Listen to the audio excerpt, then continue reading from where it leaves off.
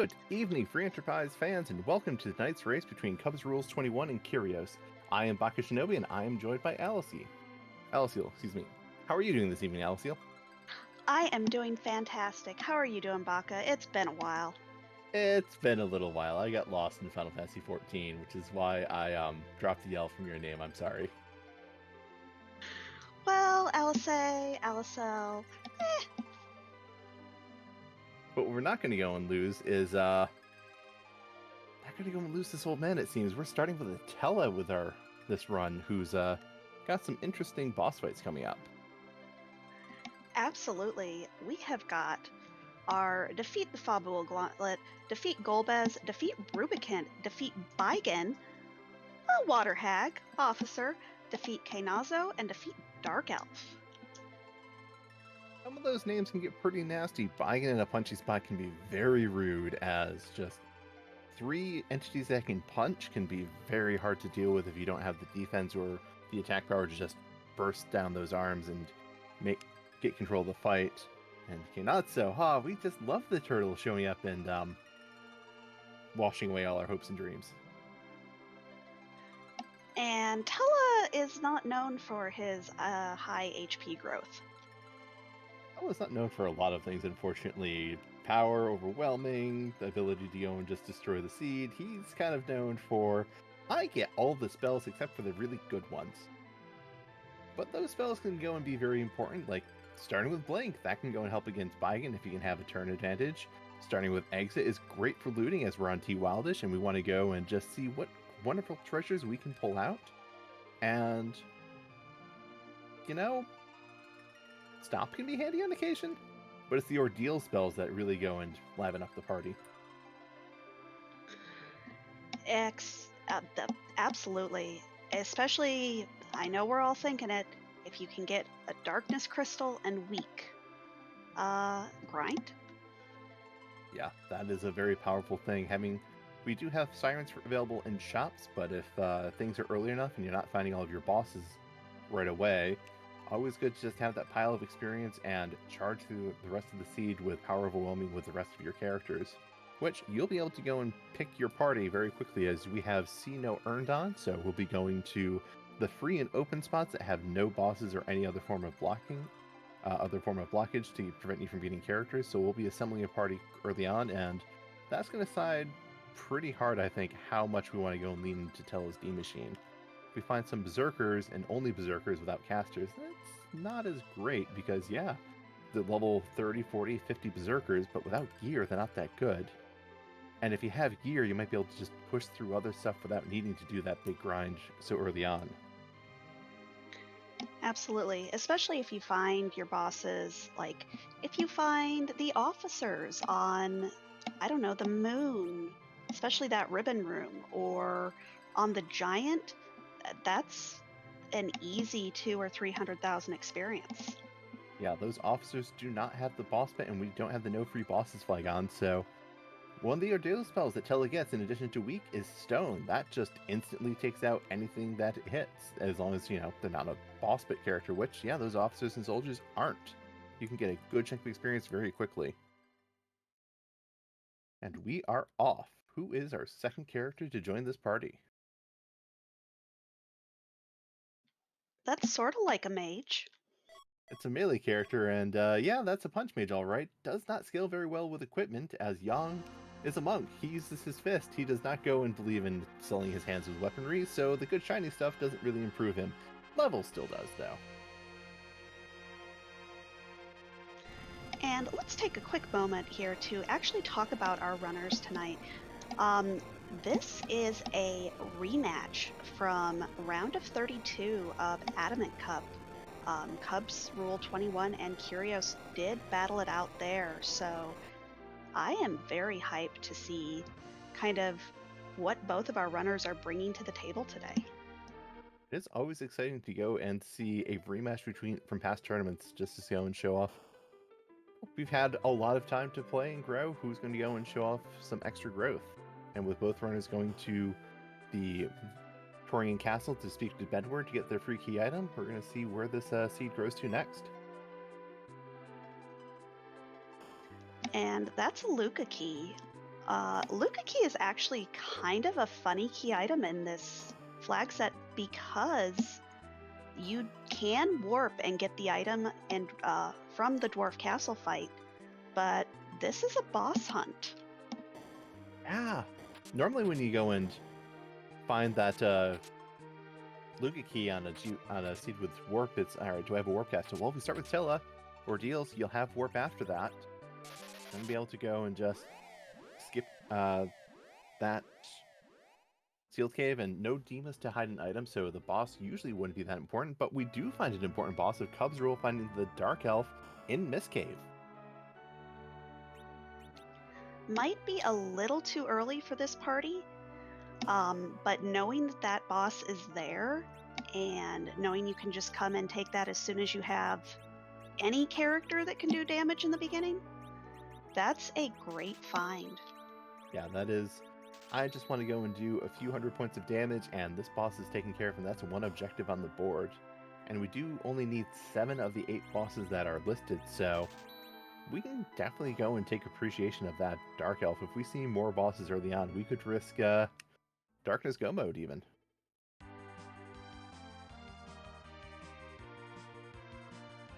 Absolutely.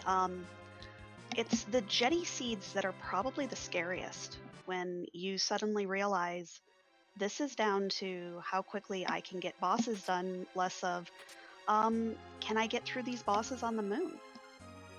Yeah, jet seeds are very scary. You think that, oh, I've got everything I need super early on. What could be the problem? The problem is you're looking at every single thing you've done this seed and wondered if your opponents did as well. And then you're wondering how much maybe do you need to cut extra out of, you'd like to go for some big power overwhelming.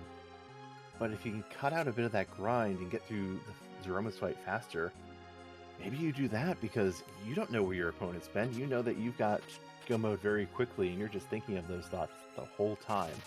Very stressful and scary seeds, very exciting seeds to see run. But we have seen a little bit of early divergence. Cubs did skip the free treasury in Troya, whereas Kyrios did find some very nice items to pick up in the town of Troya.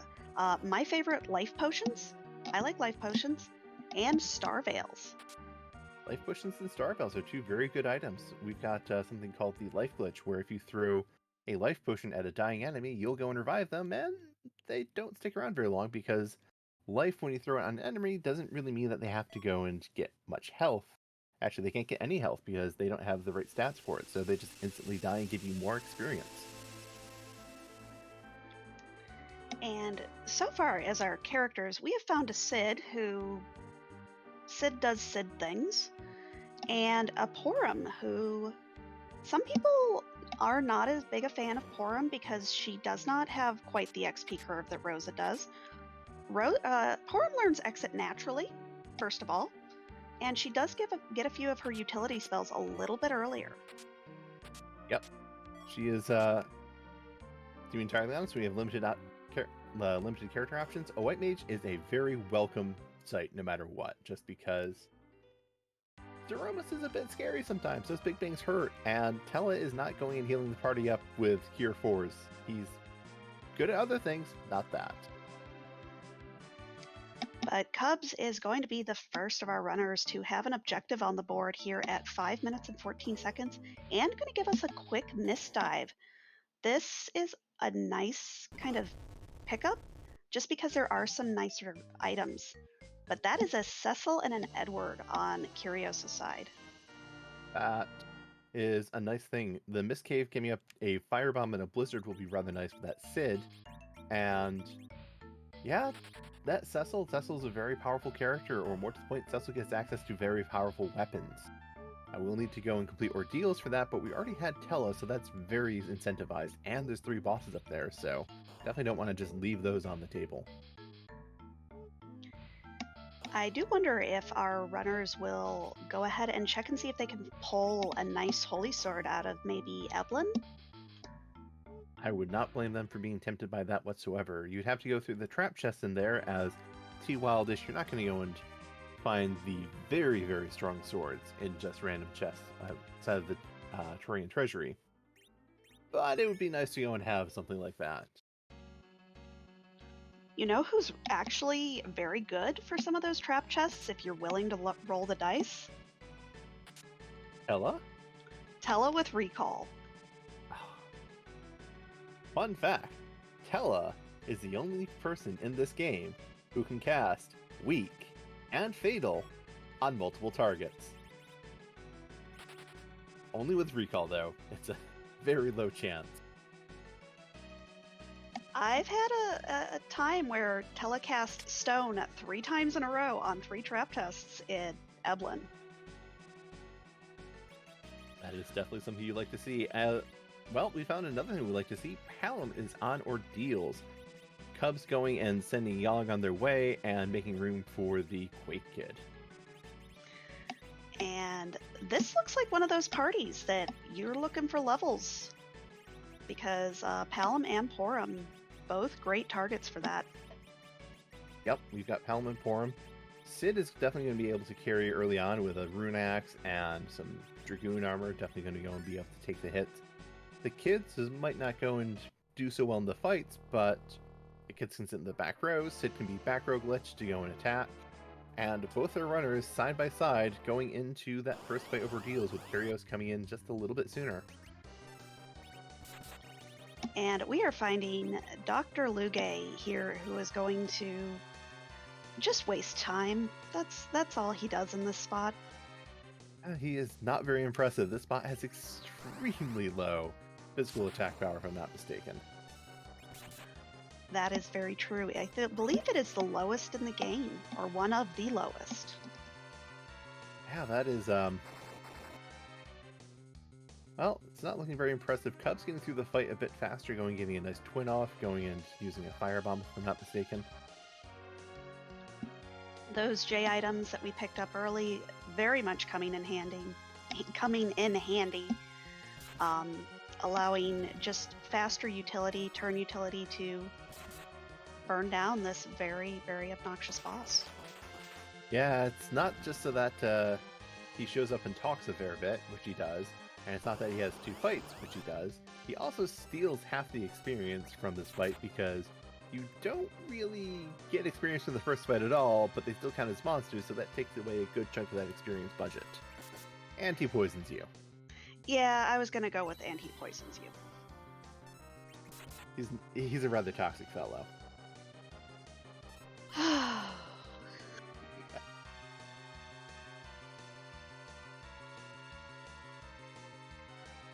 But that doctor is been sent away with a nice dose of flare.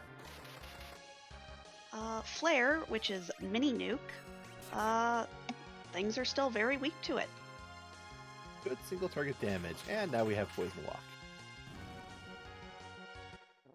But we're also appreciative of tents to clear that poison at least. Yes, this flag set does start off with 3 tents. Use them wisely, because you don't always want to check every single shop to find more camping gear. That is definitely... Shops used to be something you had to go and check constantly, because you started with nothing, and the starter kits definitely let our runners go a bit earlier and a bit faster without needing those, and we appreciate that, because checking every shop is not incredibly interesting. What, you don't like to walk to the very back of Silvera? I mean, I do it because I definitely love to have all my Cure 2 potions, but it is not exactly the most entertaining walk to watch. And somehow we have an octopus that has figured out how to climb stairs and is now hanging up here at the top of Ordeals. This is a fight where you want to do as many hits as you can to continue to get rid of arms, because Octomam is very fast.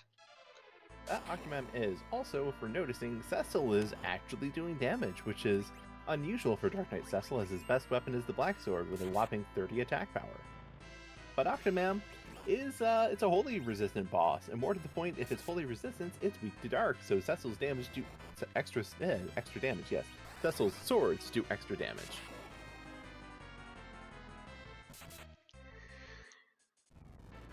But we see Cubs sneaking out ahead with this octopus that we are going to yeet into the deep ravine. So you can go and get him out of that stone. That seems like a pretty good break for us.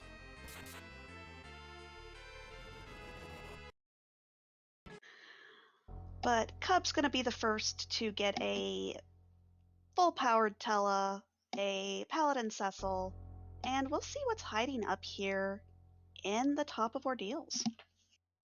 Yeah, we only have found one of the 8 required, or one of the 8 bosses for our objectives. Decent chance we'll find another one up here, as this is the 3rd boss check on this mountain. And we find a spoon. Now, we saw an Edward that we let go hang out in the Tower of Wishes. Oh, that's just because, you never know what Edward can dish out, and it's usually very little. But we do find a spoon with Vigan up here, and I think we're going to have a menu change.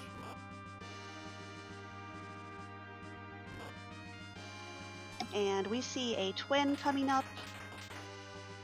Now, that flare can be reflected, but if you kill him before you can put up the reflect... He only counterattacks with Reflect, he doesn't cast it in advance, and Vigan probably wishes he cast that Reflect in advance.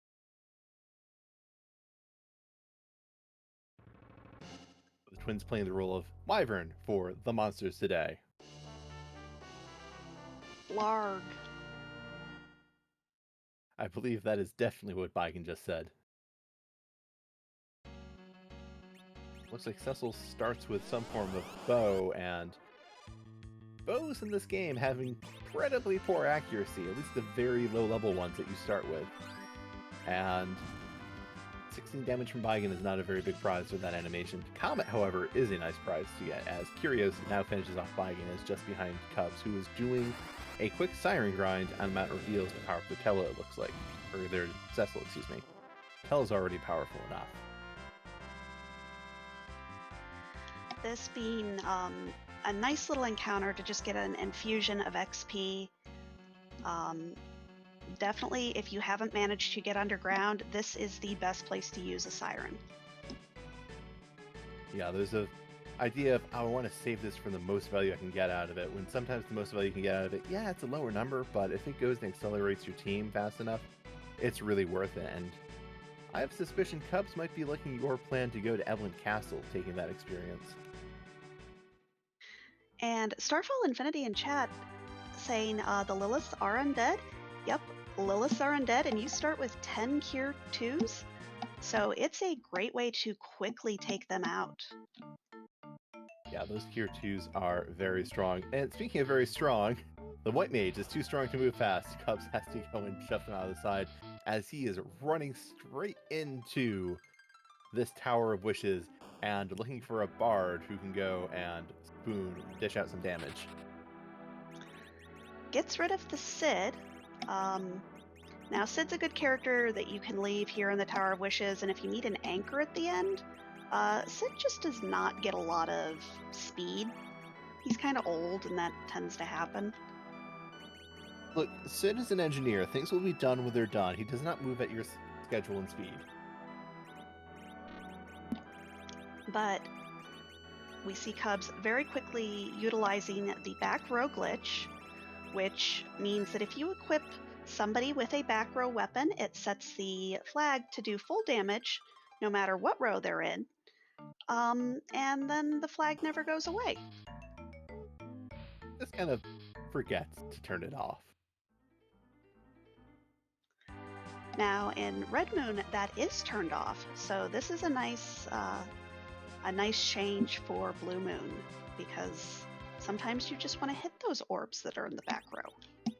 Yeah, it is a very big flexibility tool, as you can also back row Cecil without too much issue, as he can use bows that he came with. Those are long range, he can sit in the back, and Cecil being in the back is great because he can wear all sorts of heavy armor and cover other people, so anyone who is at risk of taking a physical attack, Cecil can say, nah, I got this. You mean like the bard that doesn't gain any hit points for the first 70 levels? Oh, I'm sure the bard goes and gets up to a whopping 700 HP by level 50. Okay, maybe he gets a little bit more than that, but not much. And we also find a glass hat, making that Edward even more of a glass cannon. He's definitely going to be... Well, he's going to go and do something to this party. This is actually one of the more obnoxious packs to find, I think, because stone doesn't work on all of them, I think. I believe some of them are immune to stone. Would it be the one that's made of rock? I'm thinking it might be the one that's made of rock. I definitely know that that one is immune to KO, and everything else is immune to KO, because they already went and met death, and then they decided that they're just going to go and wait around and mill around for him to go and show up once again so they can stay. Oh, I was wrong. Stone does work on the Staleman. So that is Tella in the center slot, taking out this whole party, getting a bunch of experience for this team, and we're getting a little bit... I think we're done here. Yeah, I don't think there's a risk of a D-Machine grind this seed. I think there's a risk of everything dying to Crystal Sword Cecil. Crunch, crunch. The good sounds of Cecil with his ultimate weapon just absolutely destroying any hopes and dreams the monsters have of surviving. Run while you can, bosses. You are not staying top dog for very long. And I do like this, that both runners finding the Crystal Sword. A Crystal Sword is one of those items that if one runner finds one early and the other doesn't, you run away with the seed very quickly. So this keeps our runners on level playing field, and now it's just, where do you go next? Well, Cubs is going into the Baron Inn and finding one of the objectives, the Alt Gauntlet, in the first slot. Usually you think, the Alt Gauntlet in this slot is so slow and tedious, and there's a second boss behind it. Not even for a character. I don't want to do this, but it's an objective, so our runners are going to go and say, yes, please give me all these fish. And we get to see our good friend Senator Crocodile here to bring us into Cecil as king. But crocodiles and alligators are rude. They're like evil wall. Yeah, they go and cheat. Specifically, they go and don't actually obey the normal queue rules. They go and say, all right, everyone stop. I need to go pick two people to punch. We're going to pick the kid in the front and the bard in the back. Yeah, let's go and hit them. Okay, now everyone else can act again. Not very fun if you ever throw an hourglass on them when they've got that queued up. You wait forever. Is that when you go make a cup of coffee, get a sandwich, come back and hope that your poor life choice has resolved itself? Yes, and then you go and reset because you have no other option. But Kyrios finding a vanilla antlion and a Baron key, which gonna give a nice routing choice if he does decide to hit Baron Inn next. Definitely giving good incentive to go to Baron Inn, and Baron does have 3 bosses inside, so that is a nice pickup. Antlion might not go on and been one of the bosses we need, but did you remember who the first boss was? Because I kind of got excited by something else when that happened. It was a Dark Knight Cecil that gave us our first item. So there are 2 bosses that we can see that might be important in Baron. 1 in 3 odds is not the worst. But Kyrios making sure to check the Mount Hobbs. This has become a little bit of a meme in this tournament of forgetting to check Mount Hobbs and one of your required bosses being up there. It's so easy as well because, well, why would I go to Hobbs? There's nothing up there. Normally I'd go there for my character, but all the free characters are here and none of the earned characters are, so why go there? That hurts. That hurts a bit. And we have Odin here in the second spot. Odin, like most things, is weak to crystal swords. Also weak to having damage dished out by a bard, it seems. Sometimes getting stabbed with a spoon hurts. Is Edward carving out some hearts? Is he secretly the Sheriff of Nottingham? But we do not find a key item, but we do find a nice Stardust Rod for that. I never knew that Palom just lays down and dies there. I'm sorry. Oh, says, you know what? We're done. I'm done with this. We've gone and fought too many things. I'm taking a nap. Stardust Rod going out on Palom. Not surprising, though. I would say that there's a argument for putting it on Tella, who has access to a bigger spell pool at the moment. Tella does not get a lot of stats in general, so anything you can throw on him makes him better. But Kyrios is also happy to let the old man start napping, as low agility characters make very good anchors who go and let you do a bit of agility shenanigans. But looks like our runners are kind of overlapping. We see Cub's going to go check Hobbs and then do Antlion, while Kyrios goes and meets with our favorite senator. Yep, we're going to go and Cubs will go and get the Baron Key. I wonder if Cubs will be a little bit regretful after seeing that because they just came from Baron, or if Cubs is going to go and decide to check a different location. Why do I never find a Leviathan in Antlion Cave? Because you have Riddy in your party? Fair. That's a fair point. Great summon. About the power of Quake, a little bit slower. Only Riddy can use it, who, as we've seen, is not appearing in the seed. Also sells for a lot of money. For all the shopping our runners have shown they're willing to do. You never know when you might find those cabins. I can just imagine roughing it after going and selling the power to summon one of the water gods. Also, Edward just went, I'll show you a spoony bard. Stella, not necessarily living to regret his words and choice of words when describing Edward. But Cubs quickly taking out that Antlion. Gonna head right back to Baron, as that is our last check on the overworld. So whatever Baron has must lead to the hook. We also have Fabul, correct? Oh, did we not do Fabul? I think everyone skipped Fabul. Nobody wants to do Fabul because nobody wants to do Fabul 3 times. That is the danger of Fabul, isn't it? You go there, it's like, yeah, well, this is, have this thing. It's an item. It's a boss check. You want it, right? And then you go underground and you talk to Yang. Is like, oh yeah, no. Do you mind telling my wife that I'm down here? She kind of might be looking for me. So you tell the wife, and she's just. When you find my pan, give him a hit for not telling me himself, and bring it back to me. I'll give you something else. And it really doesn't want to be something you want to go and do multiple times. So it's not too bad to go and leave it.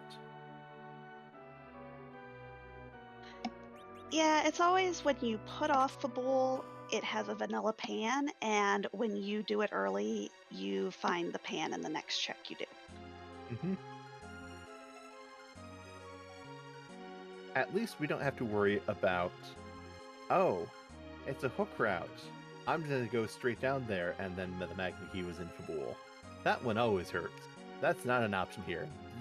These runners are going to go and take that hook route. They have no option for it. We're forcing the hook.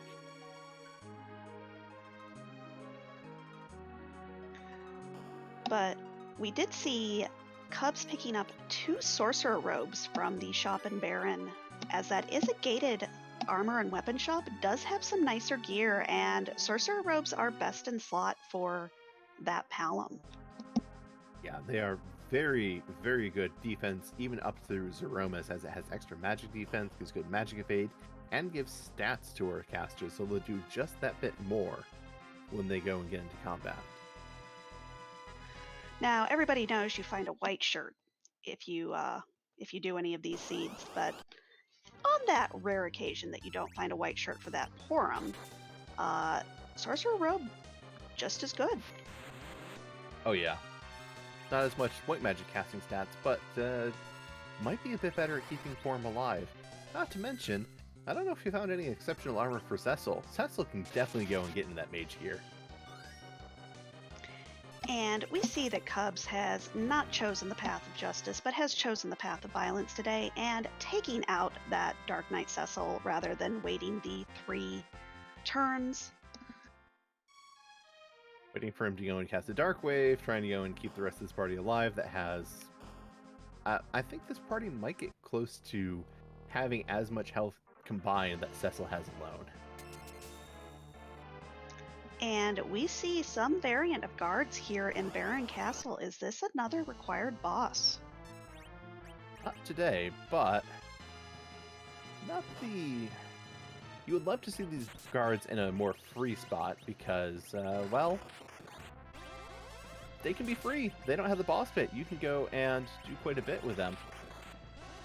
So it looks like we're going to go and have some size cast on us, reducing both the Porm and the Edward to Lilliputians, and leaving them very vulnerable to physical attacks. So Palom's just saying goodbye. Is that how you say potato in Final Fantasy XIV? Lilliputian? Yes. No, you call them potatoes, or popotos, I guess. I just call them Lilliputians because I like that word. But Cubs getting through the guards, taking down the rebellion in Baron. I'm gonna see what's in the trash can. Yeah, oh hey, we found where that stone sitting octopus could go and be used. They can go and block the wall from closing in. Who just throws octopi from the sky into a castle? People who don't go and look a gift horse in the mouth. And that is a rat tail, which means Fubul must be our underground. Yep.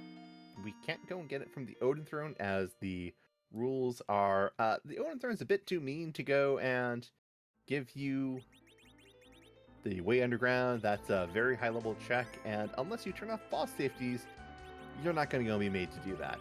If you do turn off boss safeties, good luck. Still a good check to make. There are still some free bosses left in the pool, including the required guards. So if it's the guards, cast that stone from Tella and might find another key item. The guards, the water hag, even Golbez with the anchor that Cubs has could be pretty manageable here. Though Cubs might reset to go and redo that. Is this another required boss?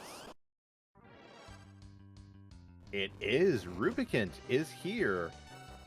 Not certain if this is something that Cubs wants to go for because this spot has high magic power, so if you're going to go crunch crunch, Rubicant's going to go and crunch back. This is one of those bosses that you get 40 levels and come back. This is a terrible spot for that Rubicant. Yeah, Rubicant cast Glare just on his own. Mean looks at the party. Usually just simply killing one party member because it's a magic attack, it's fire damage, and that spot has a lot of magic. But then he closes his cloak, and when he goes and opens it again, he goes and just whips it open, carelessly hitting one or two people as well, so then you're just taking even more physical attack damage. And every time you physically attack him, he gets offended and cast fire. He just casts fire too, and you gotta take that, unfortunately. So you're just going and taking all sorts of damage with this party setup, unless Palom's casting ice, and does not seem like there's a lot of time for that. That is also a very fast spot. And there is a quarter leg. Well, I don't think we're going to see it. I think we're not going to see much of this fight, to be entirely honest. Yeah, that Mylon just had a real bad day. What's funny is that Mylon only took double damage, because that Mylon was resistant to Holy, but it was still undead, which lets the Crystal Sword do times 4 damage, half damage from Holy, and then times 4 damage from undead, and look, the hook that we were clearly surprised to see. Well, I'm just disappointed it wasn't then an Earth Crystal into a Twin Harp. You know, that is a bit rude. I would at least be compassionate and say Twin Harp into Earth Crystal so we can stick with the vanilla and not go and just make the shuffling around of airships. But I like to shuffle the airships. We don't have enough airships to shuffle, though. you can't go and trap them at Troya with the Falcon if you don't have the Falcon. Not with that attitude. Apparently the attitude Cubs has is, Rat Tail, turn in please. Give me a key item. It'll give me something nice. I don't hate it. I don't hate it as well. That pass is one way to Zeromus. Probably not going to go and be what we use. Probably going to go and use that at the very end of the seed. Maybe we don't need to find a Darkness Crystal. Maybe we find everything on the Earth. But probably going to go and find a Darkness Crystal and go to the Moon. But it'll be a lot safer for Cubs because you don't want to walk the Moon more than once. Absolutely not. And unless you are coming from very specific boss spots on the Moon, it is always faster to exit and just take the pass. Sometimes you can have the amazingly fun option of, I have defeated my last boss at the Masamune altar. I'm just going to walk straight to Zeromus without saving, full of confidence and glory, and oh dear God, Zeromus hurts. And probably is going faster than you've ever seen him go before. Zeromus does not like to take things very slow, does he? Not if you haven't saved. He can smell the confidence and just embraces their complete and utter misery he likes to inflict on people who are a little too confident. But Cubs doing quick, easy checks of chests that he touches, but has a crystal sword, doesn't really need anything else from a trap chest. Yeah, that cat claw could be nice. That's a Leviathan who is blocking the way underground. Amusingly, we do have a Thunder Claw and a Cat Claw, and Yang would be wonderful if Yang was in the party and had about 20 to 30 levels. I don't know. I still think that Palom with Lit 2, Tello with Lit 3, a Zerked up Cecil, and the Bard, Edward, that one. I still think that Leviathan's probably not going to be real happy real fast. Yeah, I think, I admit, I would be very tempted to throw the Stardust Rod on Tella and have him cast Lit 3, give him a Star Veil and cast Lit 3 a few times, because that's going to do a lot of damage.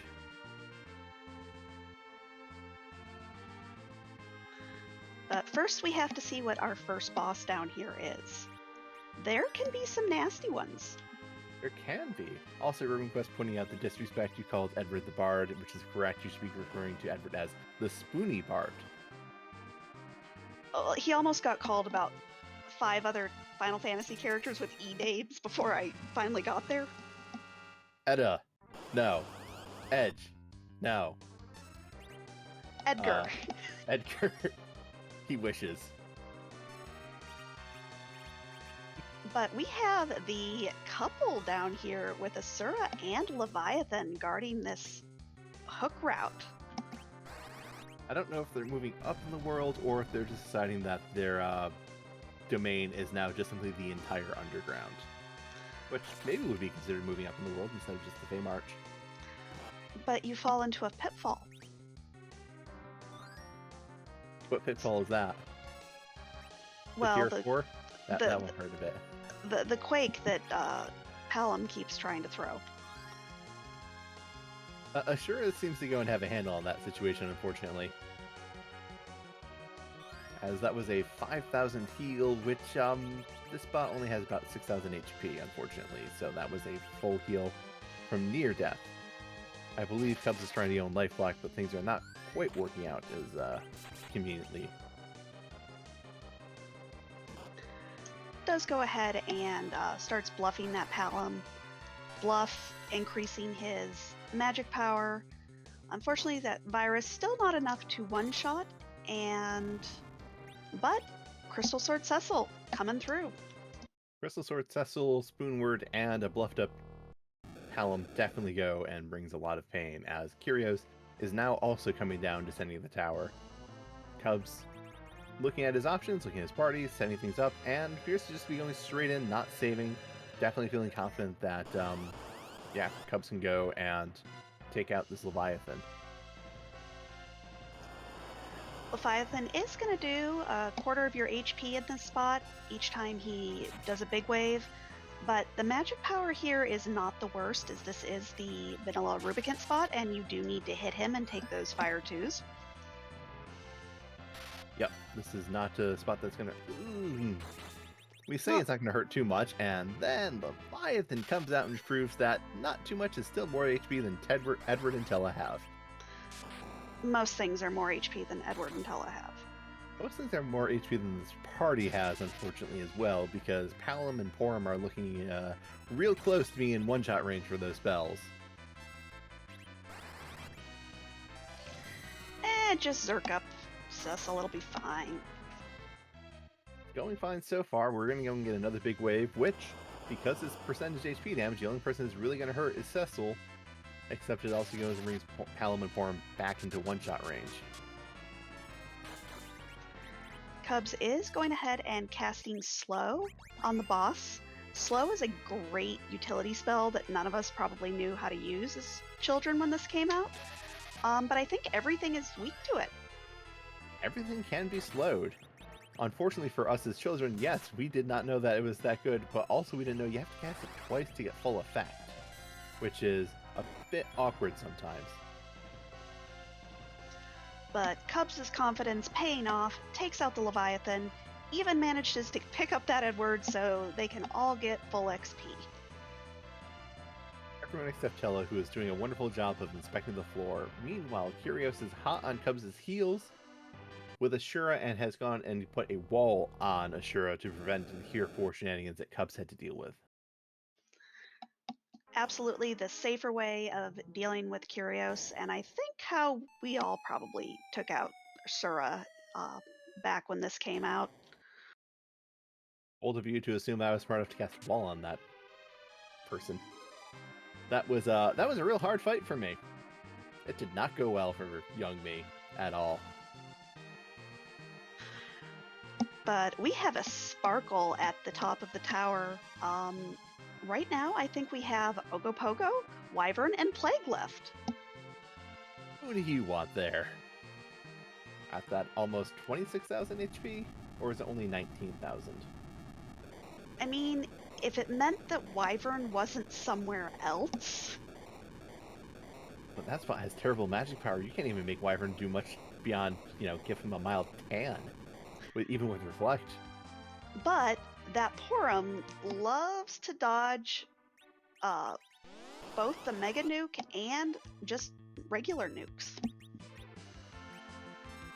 We have already arrows to go with that Porum because I think it might be slow for Porum to dodge all the nukes and then Power Staff. Wyvern down. But we have come across our yellow dragon friend. Eggs are sometimes rude. Yeah, that is 2000 HP is not a lot of HP, but if you don't do it in one go, the yellow dragon shows up and really likes to hurt your party. And unfortunately, Palom missing out on some of that HP. I think Palom already has Warp, but if not, definitely want to have Warp before going into Dwarf Castle. Worst case, Cubs does have the option to just simply revive Tella after finishing the fights there, because Tella has Warp from Ordeals. But then you have to spend 100 gold to revive Tella. Now here I was thinking you were going to say, but then you have to spend a turn later putting Tella back down for nap time. I mean, there's that too, but I'm all about the dollar bill. A pink tail. Do you think Cubs is interested in checking that, already having a Crystal Sword? No. I agree. Because then you have to move the hovercraft. And I gotta move the hovercraft back, yeah. Ooh, Aegis Shield. I love that shield. That does a lot of things. For starters, it gives resistance against mages, which is nice if you're fighting someone like the Magus Sisters or the Ashura, who is up above in the hook route. Or the guards who are on the Baron Throne. So really it's just for the Magus Sisters. But if you find the Magus Sisters in an awful spot... It's definitely something that will be appreciated. And these are Dark Imps. Cubs is going to go and first character with a turn is getting knocked out, unfortunately. So I don't know if Cubs is going to do much with them. Yeah, and unfortunately, Edward, being the coward that he is, decides to hide, which not helpful. It's a tactical advantage. You can't lose when he's hiding. That's definitely what's important, right? But we have the Dark Imps, and we have an orb, and 2 smaller orbs. Those orbs seem a lot less interesting to deal with Crystal Sword Cecil. You can go and do a lot of damage, and you will get through that fight, but it might not be worth it compared to the other fights you can get through. Ow. And unfortunately, those imps are very fast and just not interested in being hourglassed today. Yeah, Cecil in the back row might be able to survive a punch, but he's not surviving too many. Now, we do have that glass hat, which will help. That will help, and yeah, that is a chance for Cecil to survive 1300 HP. They did 1500 from the front row. Cecil got a decent chance of going and surviving a few punches at this point. And meanwhile, we do have Kyrios going ahead and scrambling some eggs, dropping them into... who throws eggs down a cliff? People who are not entirely confident in the expiration dates of those eggs. I was going to say teenagers. Oh, well, I mean, that's a different type of expiration date, I guess. But Hourglass goes off. We start picking up characters. Edward is helping. Edward is showing up and demonstrating that, yes, I will, in fact, show you that the better way through this fight is to just run away. These things hit too hard. But Cub's going to go ahead and use those coffins he found in Eblin. This is a great place to use them. Throw out some life glitches. Going to get some great XP here. While Kyrios found hourglasses for sale in Tomra. That is a pretty good find, especially considering that Cubs only had the 1 hourglass for the Dark Imps. And 1 is enough at the moment. But it is something you might want a few more of, for those officers are still out there, and we're getting fewer and fewer kind spots to find them. And Kyrios also validating the seed and giving us our temp drop dwarf of a sheet metal worker. I guess they just want to go and wrap us in cold steel, as they steal the show from us once again.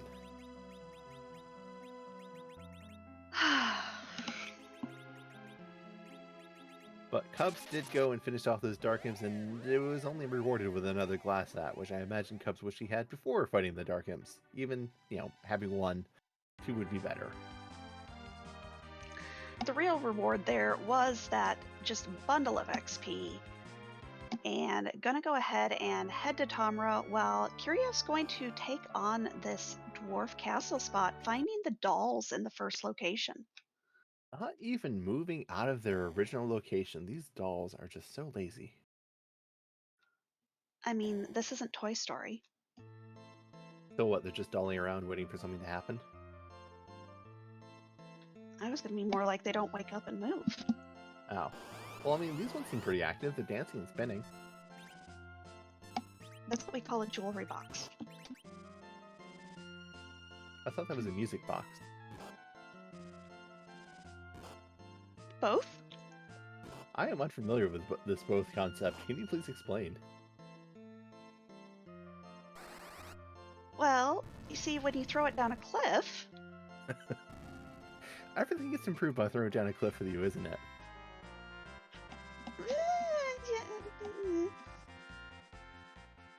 What's funny is we don't even have edge, so I don't know who would do the throwing.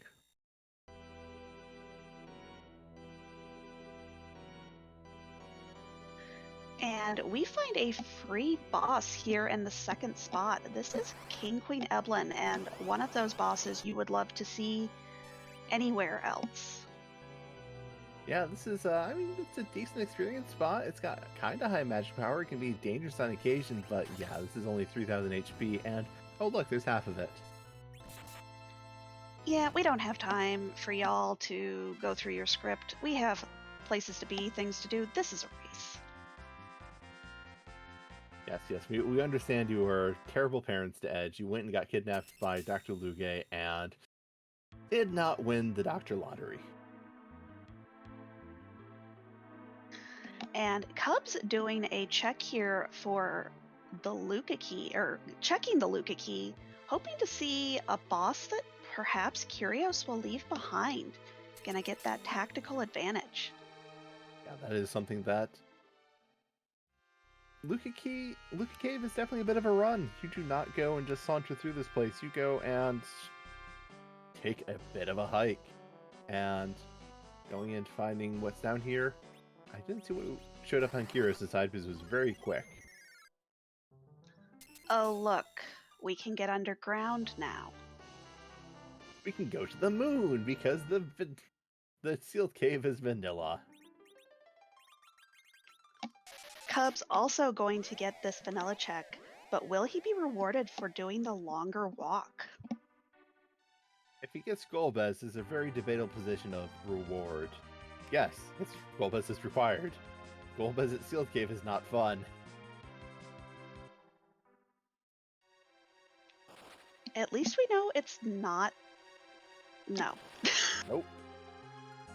Cubs is not going to have to worry about that Sealed Cave walk, but that's giving Kyrios a bit of time to go and catch up as Kyrios is going back down to Feymarsh and is going to probably check those bosses there and may choose to go and do the Dark Imps or may choose to chase that Darkness Crystal that opened up 7 bosses, if I'm not mistaken.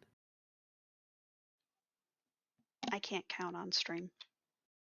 It would be 8 bosses, excuse me. There are the 5 in the Lunar Subterrane, the Murasame Altar, the Crystal Sword Altar, the Weight Spear Altar, the Ribbon Altar, and the Masamune Altar. Then there's the Bahamut Cave, and then there's the 2 in the Giant. Considering there are 33 bosses in a seed, that's about a quarter of the bosses available.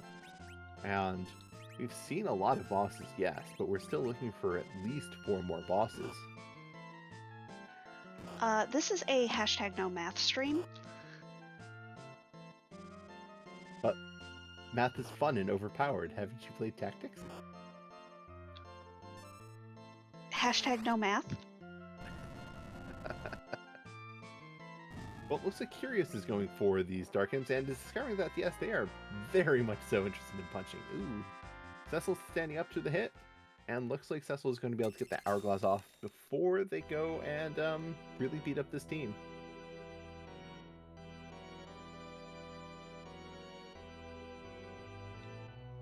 But Cub's going to get that Darkness Crystal. We haven't seen Sirens for sale yet. We have not, and the only shop left that could sell them is on the moon. So our runners are going to be able to tell very quickly if they can go and get experience from just buying Sirens in the shop and killing certain fights, or if that T-Machine grind just became suddenly more tempting. Okay, let's try and count. 1, 2, 3, 4, 5, 6, 7. Magma Key's 8. Darkness Crystal's 9. That is only 9 key items. That is a lot of incentives to really look at your options before you do a grind, because 10 key items, you double the experience, you half the time you need to grind, and you might not want to grind if that moon is giving you a bunch of experience. And those guards are still out there looming. We all hope for the 10 key item, 300,000 experience, double life glitch shenanigans that you can do, and just there's your grind.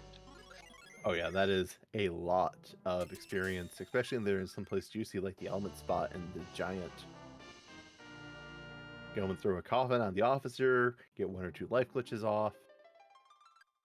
Actually, if you throw an hourglass, throw a coffin, and then throw a whole bunch of life potions, you might be able to go and get multiple life glitches off because the hourglass will go off if things go perfectly. the officer will try to go and tell his soldiers to attack, which will give you more time to input more commands and try and throw more life potions. Yes, I am horrendously greedy.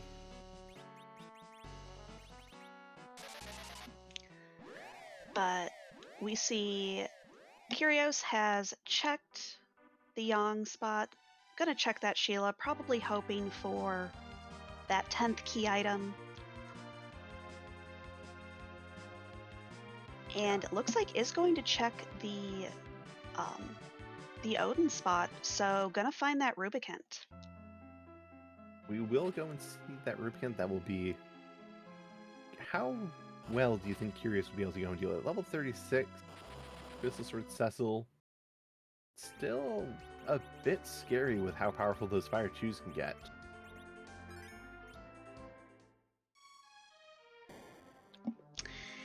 Yeah, unfortunately, physical fighters, not really the best solution here.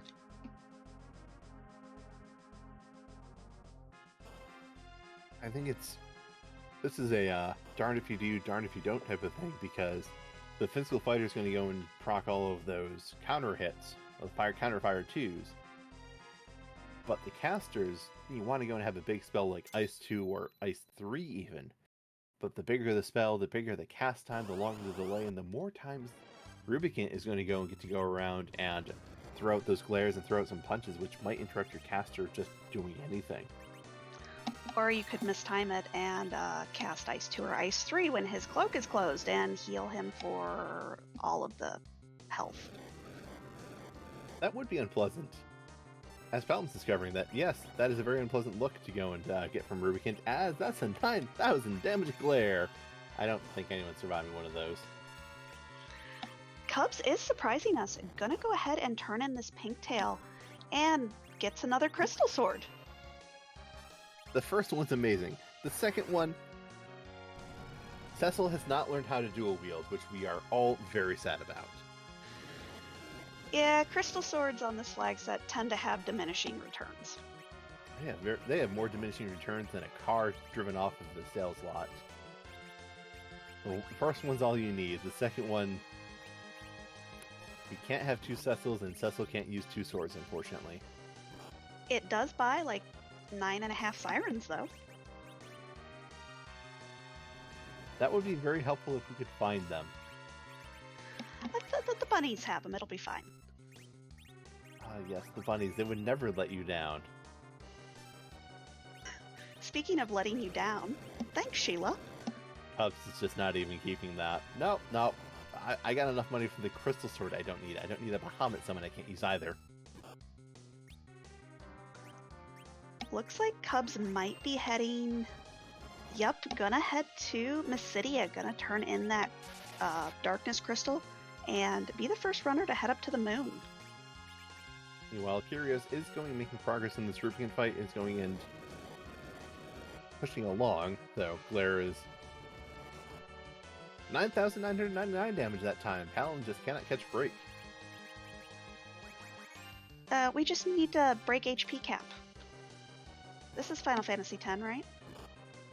Yeah, so if we break HP cap, that means we can go and break HP cap on restoratives, right?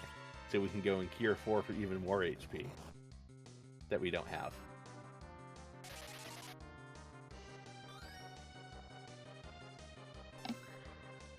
But we'll see. I would suspect that Cub's probably going to check that bunny shop. Because you really never want to do any sort of grind on 9 key items. Yeah, it's something where 10 key items is such a big change. It is very good at taking you from...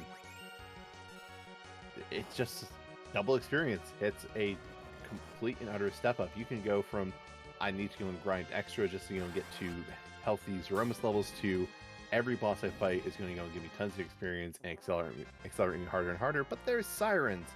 We are saved, or at least our runners are saved. And Kyrios has saved us from Rubicant, who gave him the defense sword. Q. There was no defense against that fight. But that does mean Kyrios gets to light up that third objective. and is currently 4 out of 7 required bosses. Cubs does know where Rubicon is, but has not gone back and fought Rubicon. If there are 3 bosses in convenient spots in the moon, we could go and have a pretty quick seed ahead of us.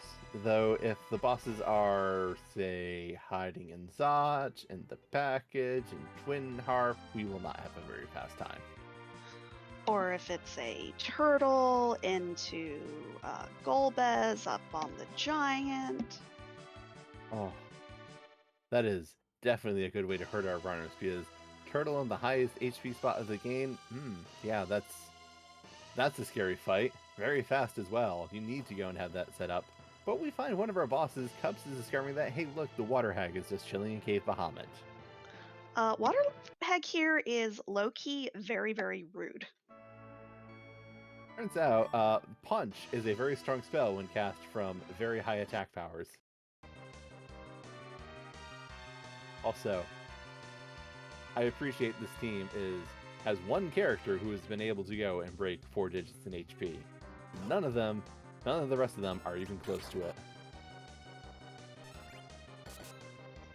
But 2 hits out, I think Cubs is through this fight, although that Edward probably not going to get any XP. Cubs at least has Siren, so that will go and help make up for some of that. Water Hag throwing out a last hit, but hitting Cecil, who does not go down, and Porum goes and bonks the Water Hag into somewhere else. Back into the water, maybe? There's no water up here, though. There's just a big, empty, yawning void. And hey, look, a pan! Cubs, do you want to go and check the Sylphs and Sheila too while you're on the moon? Go through all those cutscenes. No, but I would like to grind. Grinding makes sense. These gold dragons are definitely a good bit of experience, and you got a crystal sword, you have hourglasses. You have a Tela that you could technically raise back up and cast weak. Yeah, I think that's a bit of a risk of which is faster, going and just waiting for Cecil to swing 4 times and take something out, or raising Tela, getting to his turn, casting weak again, and then taking down Tela before you kill things to make sure you don't give Tela levels. That's when you just accept that you're going to go pick that Sid back up at the end of your grind. But he's engineering so much fun in the Tower of Wishes, excuse me. I was about to say Tower of Fanatics, but this is a very different Final Fantasy game.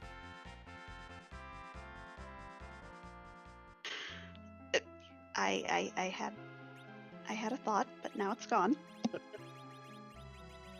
I think we saw a bunch of experience on this party, and oh look, almost everyone has 4-digit HP. Edward is proving that no, he doesn't believe in 4-digit HP. All you have to do is get Edward to level 70, and he's great. I know. I did that once in a race. I actually came in a decent place for it too. Sometimes you just count the wrong number of D machines and you do 7 more than you needed to. No, this was not the wrong number. This was, alright, I have to fight Zeromus with nothing but Edwards. And I don't have a spoon or adamant armors. I had samurai bow and arrows. Well, that just sounds terrible. Why would anyone do that? That's why I had level 70 Edwards. I also did a Mac Giant grind to get there. It was a thing that I did. But we do see Kyrios also immediately checking the cave value, finding this water hag, also found the sirens that the bunnies were selling.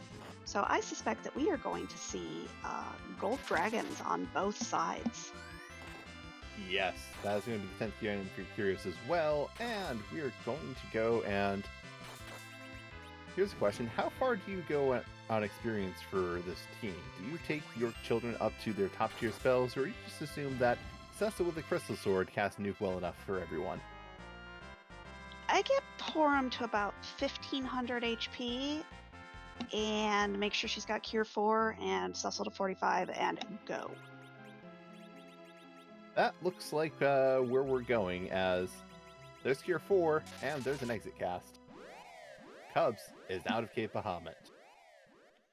And did do some spell maneuvering, so is expecting to get enough HP to get Nuke on that Palom. Did get to 49 on him, so just 3 more levels. And you have microwaves. Microwaves are good. Crystal Sword, however, is a little faster, but it might go and make that Rubicon fight faster for Cubs, as Ice 3, pretty good spell. Nuke, very good spell. Everything is weak to microwaves. Everything except something with Reflect. Then you're weak to the microwaves. Just get fancy with you reflect. Everybody reflects. We're all evil masks here. CPU with Reflect. That's always that's always how you want to go with that one, right? Just reflect your nukes and hope they hit CPU and not the defender or the attacker. We call that the YOLO strat. I'm pretty sure you get to go and YOLO that a few more times as you try and hope it hits. But both our runners heading down into the lunar subterrane. Looks like they are both going to head down to the densest area. Now, Kyrios did not do any sort of real high grind like Cubs did. So we'll see if he's expecting to get all of his XP on these bosses. But if you were these runners, what is your next step? Kyrios just needs to go and hit 2 bosses. Cubs knows where a boss is in the form of Rubicon on that throne. It hasn't dealt with him yet. I think Cubs is in the awkward position of, do I go and check bosses around here to see if I can find, if you find Kenatsu and Golbez, do you keep checking here for officers, or do you just run back into Rubicon? That sounds like terrible bosses to find here. Why would you say such a thing? Because I want our runners to experience fun and joy and show all of us how miserable it is.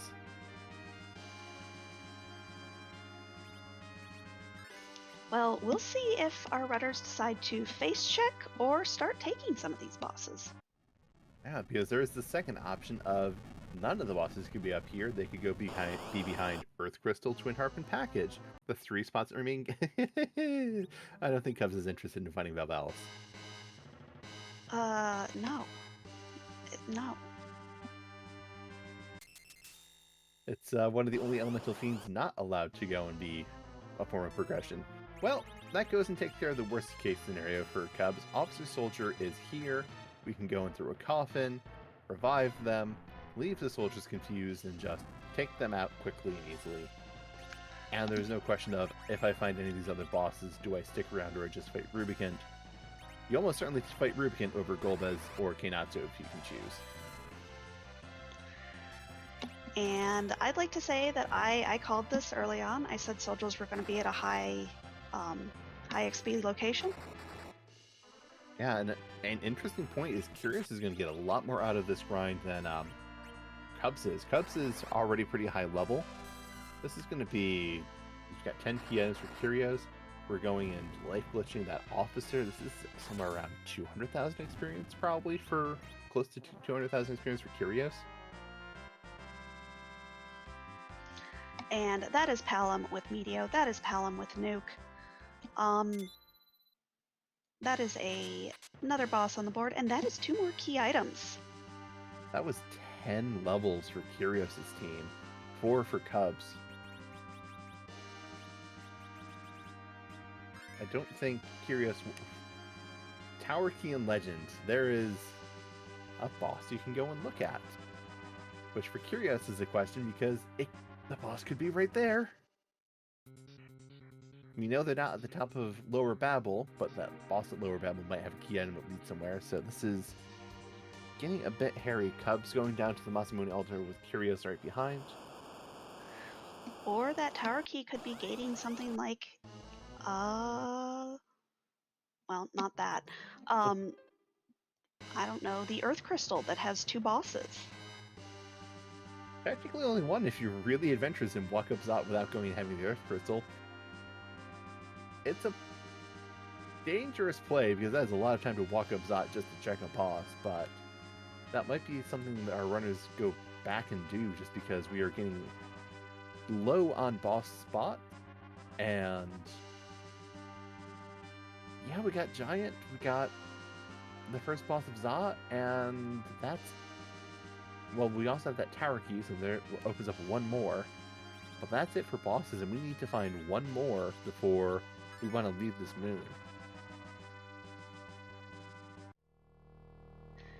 And with both our runners in lockstep, well, that's sort of like Wyvern, but with more counting. And here I thought you said this was a no math stream. We didn't actually count. Well, you counted earlier. You counted all 9 of the key items our runners had. I know, it was very hard, and I can't do any more. A moment of weakness in the stream, I hear. So this is a very awkward situation for Cubs because Kyrios has done Rubicant while on the moon. Kyrios can have a save at the bottom of the moon to go and come back to if checking Giant and Tower Key does not give one of the 2 bosses we need. Cubs, if he goes back to the Earth, would be tempted to do Rubicant to check for that key item that we know is just a defense sword. And might want to go and keep that, so Cubs would be in a more awkward position of trying to save scum their way to and out. And Demas is not an out. No, what was this moon? This moon was Valvalis, Officer Soldiers, my London friends, Bahamut, and Demas. 3, yeah, okay, I'll take those fights. Or 2, yes, I will definitely take those free piles of experience. 2 fights that you say, no, I never want to see you here ever, you take too long. And Demas especially not value with how long it takes, the fact that it is not weak to crystal swords, and doesn't have a key item. Yeah, that lack of a key item is definitely not your favorite because you really don't want to go and fight Demas. That 3 turns, I'm going to punch you, and then I'm going to go and say, oh, hold up, you can't hit me for 3 turns. Please wait while I go and, I don't know, make a cup of tea, go and read the newspaper, and come back for the fight eventually.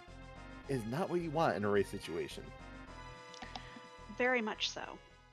But Cub's going to go ahead, take the safe boss here of Rubicant, while Kyrios going to follow that tower key. Definitely think this is a decent play for Kyrios because the tower key was on the moon. Your opponent's probably going to go and have that from finding those officers. If there's a boss here, you don't want to go and leave it outstanding. Definitely makes more sense to the Giant, which can take a while. And this is the 7th boss for Kyrios. Kainatsu is not going to be long for this world.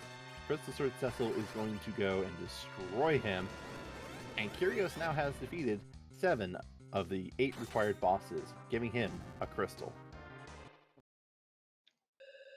Now, we'll see if Kyrios feels comfortable with the levels that he picked up on the moon, or if wants to do a little bit more of a grind. Yeah, Kyrios did not do the full dragon grind that Cubs did, but Kyrios did go and get 350,000 experience from those officers. Cecil's at a good level. No one else is at a good level for this party because Porum does not get experience or does not get HP very well. Porum is a very scary person to be relying on, but we do have Edward who can throw life potions. Maybe Kyrios decides, I'm just going to say, Cecil, get zerked up and go. Edward, hide. Porum, try not to die. If you do die, we'll pick you back up with Edward. Now, we have seen quite a few apples for sale, or not sale, to pick up, so I do believe that Cubs at least has been feeding apples to that Porum, so getting a little bit more A little bit more health there, and looks like going to do that cheeky play of check the first spot in Zot. That is definitely a cheeky play. That is... Golbez could be there. That could definitely go and give Cubs an out for skipping the tower key at the moment, though it's going to be a bit slower than that Hinatsu. Also, hilarious. The Twin Harp that we all love to see was at the Tower of Zot, or the tower, the Super Cannon room. So we're probably not going to see that this siege. I know some people believe that Twin Harp is for after the seed. Why have it after the seed when you can delay the race and cause a bunch of stress, but give us all beautiful, beautiful music? But looks like Kyrios wants a little bit more health on that Porum. Absolutely understandable. While Porum does love to dodge rolls of Big Bang, you don't ever want to depend on that. Yeah, depending on Porum is a very scary thing. But moment of truth, and that's Vanilla Magus Sisters. Well, Cubs does have the option of... He has the tower key. This is the next closest check. If he goes there and it looks like Cubs is going down there, he will find that Hinatsu. Kyrios is grinding, so there is the chance that we're going to go and... Kyrios is just simply going to go and spend a bit more time grinding than Cubs is. But I think Cubs is going to be a bit behind Kyrios getting to Zeromus, though they might be in the fight at the same time. Well, and no Zeromus fight is a done deal when you are depending on Porum to not die. Yes, this is Cecil is the only reliable member of this party. I'm going to say that outright. If anyone wants to go and contest that comment of mine, I'm welcoming you to go and take these fights with these characters at any levels lower than this, and tell me that it's safe and fine and wonderful, and not going to go and leave just terrible, terrible things. And both runners having the pass are no more than one wipe at most, a long wipe between each other. So this is still going to be a pretty close race. But we have a question that we like to ask. What should we do to deserve Porum as our white mage? Wait, no, that's the question I ask. I think you're referring to a certain flag that we go and enable. The Z flag that goes and changes Zeromus from his normal, incredibly horrifying and hideous self to potentially something that is not incredibly horrifying or hideous. Or something that haunts your nightmares even more. You mean like the Zeromus sprite with nothing but eyes on the regular Zeromus sprite? I was referring to the moon from Majora's Mask. That one still scares me when you nuke it. But I do believe the important question is, whose butt are we going to kick tonight? And is it Porum's? Hat? Hat? Hat? Hat? Hats off to Zeromus. He's Crystal Sword Cecil, and I don't know if it's a fair fight one way or another.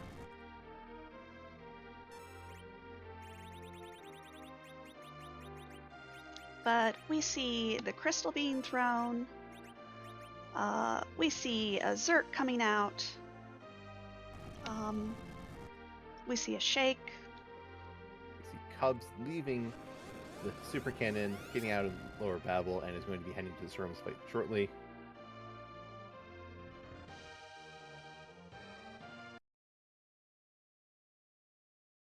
But who do we have for a Zeromus sprite today?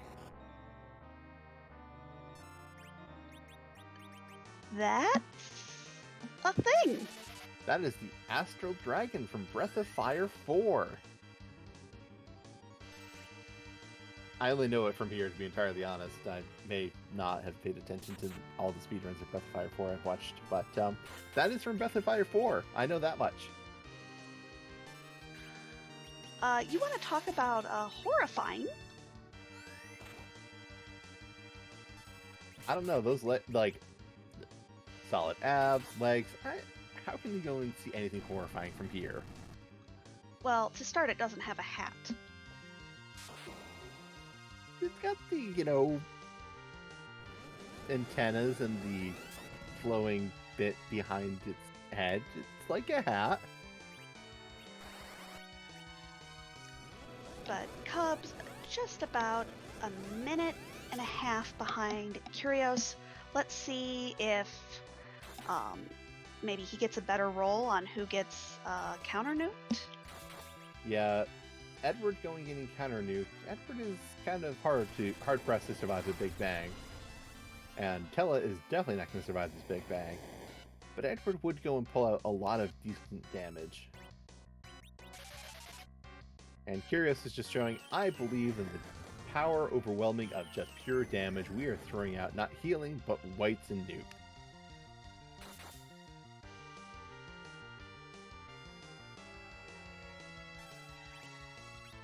Osmorph is pointing out that bards have a tendency to have 30% higher chance to take counter nukes. Not really, but every single one they take, you know they're going to die from. Is that like you have a 33.3% chance of getting Gray Face, but you get it every time on a Zeromus fight? Only we can manipulate the RNG for that. Speedrunners, let's get on that.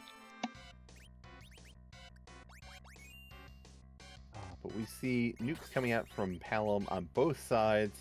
Edward does have a bit more HP on Cub's side. Might not go... No. Bards are the nuke magnets today. I guess better the Bard than the Porum? Porum? I mean... I would say Porum has a chance of surviving it, but it's Porum. Her HP pool is lacking at best. And nukes just love to high roll on Porum, completely wiping her out, so... I don't know if I would trust that. Speaking of trust, it looks like Kyrios throw a nuke to go and nerf this Big Bang. Looking at the timing, it does seem like it was probably for the correct time, but still a risk of it being slightly off. It did get nerfed. Both mages survive. Porum survives. Waiting for a Cure 4, it looks like, but Cecil is just destroying this health pool. Waiting for the black hole and throwing out a Cure 4.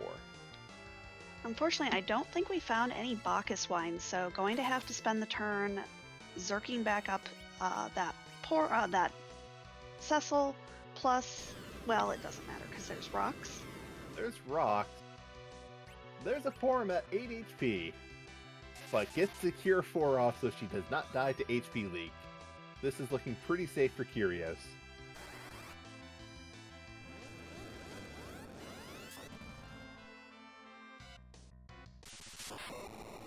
And there we go.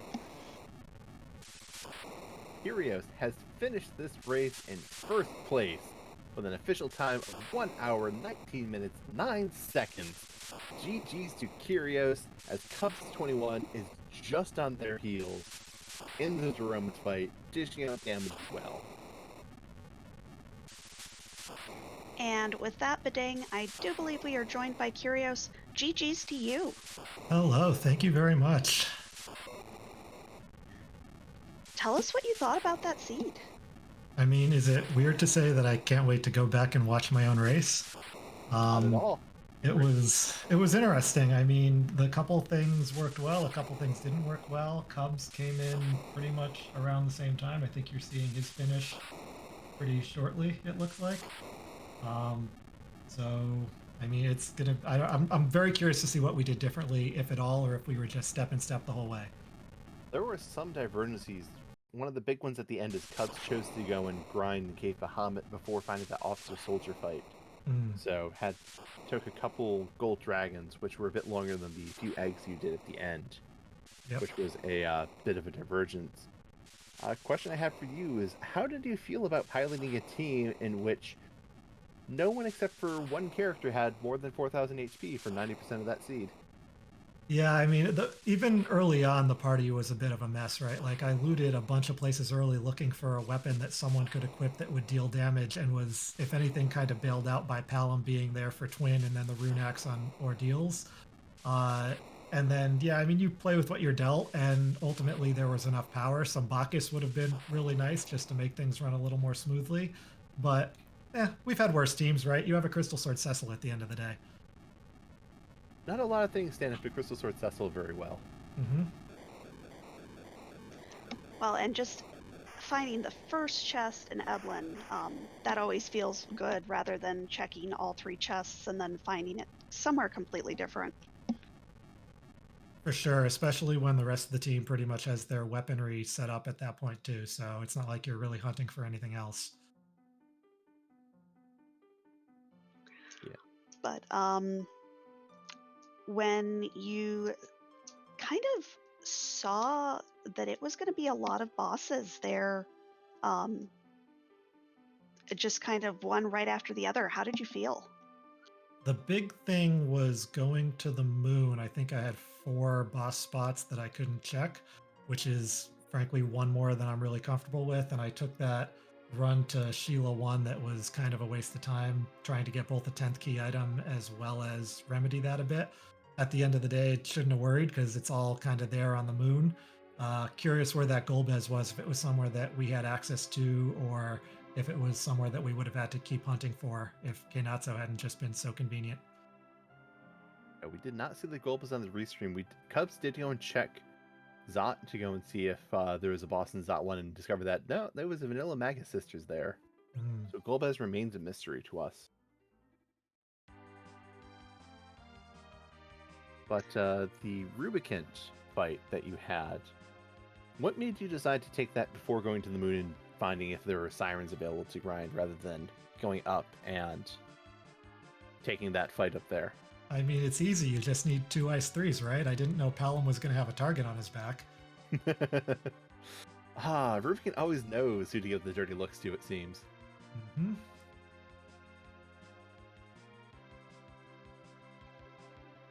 Well, as you are continuing on into this bracket, how are you feeling going forward? I mean, I got 2 more games potentially against Cubs, who is a runner that I am exceptionally familiar with. And they could all end up this close for what we've seen. He's beaten me, I've beaten him. Like I said, I've probably played him more than any other runner in the Blue Moon bracket, and we're co-op partners together, so it's going to be fun. It's definitely seemed like less than a minute between you tonight. This has definitely seemed like a fun series to go and continue on with. And going into the your second game, is there anything you're going to do differently, or are you going to keep it about the same? I mean, for the most part, I'm happy with how things went out. My execution on the gauntlet was a little bit awkward. I think partly owing to the awkwardness of the party at the time, but I could have done a few things better and saved a minute or 2 there. Other than that, like I said, I'm pretty happy with how the routing turned out and pretty happy with how the seed turned out with a win. Definitely a well-played seed on your end. Thank you. Aliceel, do you have any final thoughts? When's your next race? Same time tomorrow night, I believe. That would be 7 p.m. Eastern time. Mm-hmm. We may have a channel for it. I should know this. If we don't, we can at the very least find you on your own streams, which we are going to be right back here for your match 2 on Free Enterprise Prime. Sounds fun. Hopefully it's as close as tonight's was. Absolutely. Very exciting back and forth race for the whole time, so I can go and see that being a great race to go and see, and definitely go and give our runners a follow if you enjoyed this race. They will definitely go and all the more incentive for both of you to keep playing Free Enterprise for a bit, it seems. Thank you, Ali. Thank you, Baka Shinobi. Thanks, Fiery and Ribbon behind the scenes. Tomorrow night. Best of luck. Thank you. Could be as exciting as tonight's. And while we were interviewing Kyrios, we did see Cubs go ahead and finish, and went ahead and showed us what both Forge and what music were. Forge having that God Hand for Yang, a very strong weapon for Yang. It makes him very powerful, but Yang would still want levels. And speaking of Cubs, here he is. Congratulations on your race. That was less than a minute difference. You know, Zot 1's paid off many times in this tournament so far. Sorry, go ahead. I was gonna say it happens. I think I'd make the same check again, but sounds like we were neck and neck to that point. I can't really be complain. Yeah, there was a lot of back and forth between the race, you going and checking one thing a little earlier than you were the first one underground. Kyrios was the first. You went to the moon first, but you did to go and stop and do that grind, which, if Officer Soldier was not in the ribbon spot, I think would have definitely given you a bigger edge, because you got about 350,000 experience from that Officer Soldier. Close to it after the 3 gold dragons, yeah. Yeah, that was... Kyrios got that same experience. While you gained 4 levels, Kyrios gained 10, which let him pretty much do a grind, hold off grinding until the end, which was a big shift. That was a very big swing just out of coincidence. You were looking at a very domineering and commanding position going in with those higher levels and looking to be able to just chunk through moon bosses faster. I thought about cutting it after 2, but at that point 1 more got Cure 4, so figured just play it safe. I mean, you can't control it. Could have easily just been another boss on the moon. I have to go back to Earth, fight Ruby, and he finds it and just goes straight into the Z fight. So, I mean, it is what it is. Like he said, we've played each other at this point probably a good 40 to 50 races when you include Pink Puff. So, it's pretty darn close between the two of us at this point. I'll take it. Yeah, that was a very well run and very close race. Less than a minute between you two. That is hard to go and do on most anything. So that is a testament to both of your skills. If I could just have a bard that doesn't take every bloody counter nuke in the book, that would be quite nice, but I don't think that's actually possible. That seemed to be a feature of this bard. This bard definitely was a nuke attractor today. Well, and real quick on that Z fight, Possum actually did timing. You made up a minute on your Z fight. You were just under 2 minutes behind and came in just shy of a minute behind. So your Z fight was top tier. I don't know if Eddie doesn't take the second nuke, I don't know if that's enough to bridge that gap, but I'll take it. It was a good race.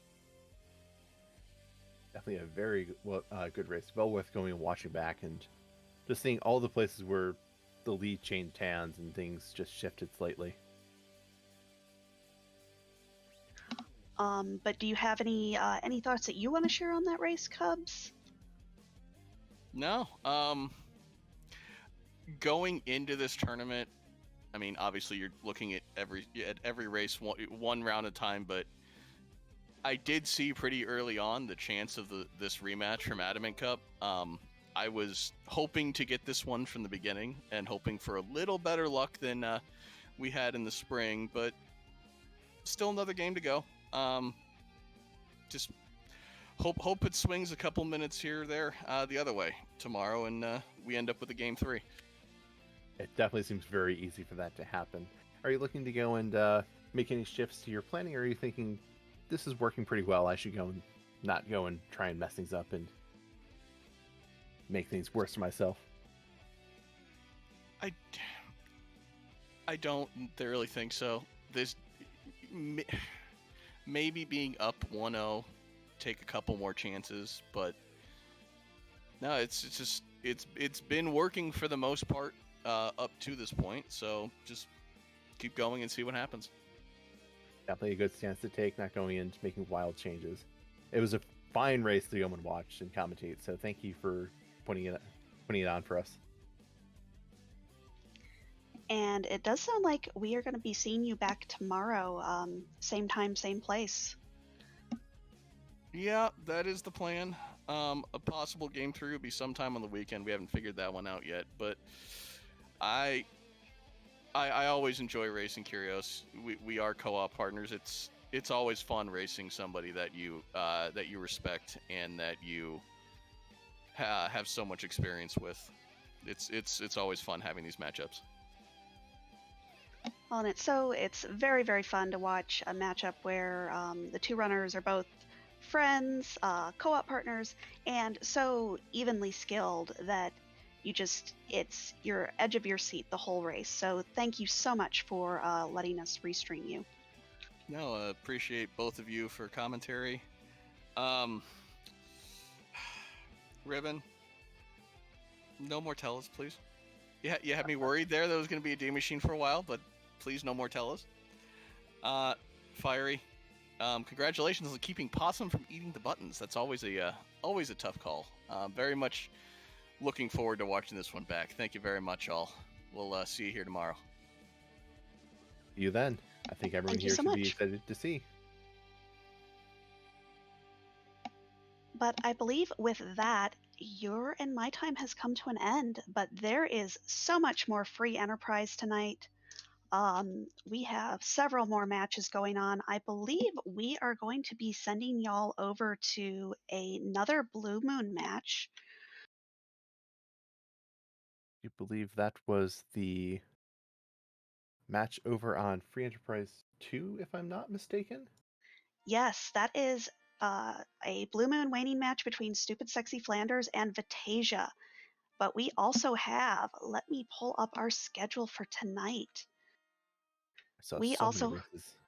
we have Big Dunka versus Slippery at 9 p.m. on RPG Limit Break, and also Raging Levine versus Mechalink on Free Enterprise 3 at 9 p.m.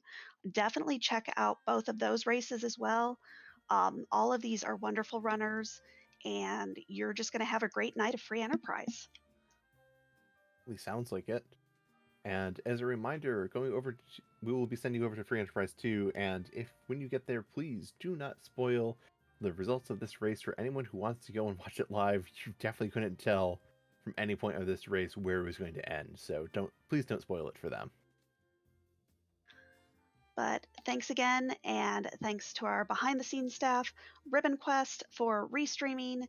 We have Fiery Blizzard for pushing the buttons and making sure that I can try and count to 9. And as always, Baka, it is a pleasure to be here on the mic with you. It is always a pleasure to be in mic with you, Alice Seal, despite the fact I keep calling you the character from Final Fantasy XIV. It's fine. But we're going to go ahead and raid. Thanks so much, y'all. Have a great night and be safe. Have a great evening.